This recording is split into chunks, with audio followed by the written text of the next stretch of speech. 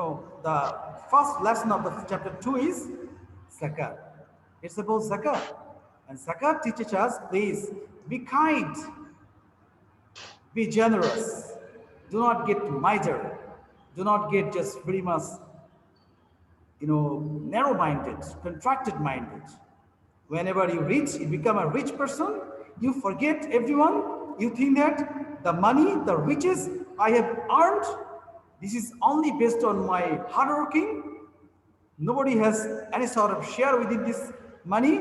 This is simply wrong, my dear. Because Allah said, وَفِي أَمْوَالِكُمْ حَقٌّ لِلسَّائِلِ وَالْمَحْرُومِ.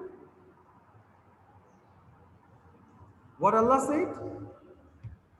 وَفِي أَمْوَالِكُمْ حَقٌّ لِلسَّائِلِ وَالْمَحْرُومِ. That means the riches, the wealth you have obtained does not only belong to you. There is a portion in your riches and wealth for the poor and destitute section of the people whom I have made very much helpless on this earth. I did not give them wealth, and I have given you the wealth. I have made you a rich person. It's because I want to test you on this earth. After having the wealth and the riches, I want to see you, either you forget me, either you forget my hukum, my order, and those kind of helpless people or not. That is a great kind of test for us. But you think, no, I am the owner of this, big riches and the wealth. Do not actually just be like the Qarun. Don't adopt the way, the track of Qarun. Because if you lead yourself in the path of Qarun, you must be loser. The Qarun possessed a great heap of the wealth, even more than 100 camels actually were needed to bear the wealth and the riches of Qarun. Okay, final. But Musa went to Qarun and asked for zakat, the certain portion of his money which should be assigned for the poor people in accordance with Islamic principles. But the Qarun completely denied and rejected it. Then what happened? So what is the consequence of the Qarun? Allah subhanahu wa ta'ala angrily brought the Qarun along with his all riches deep into the ground.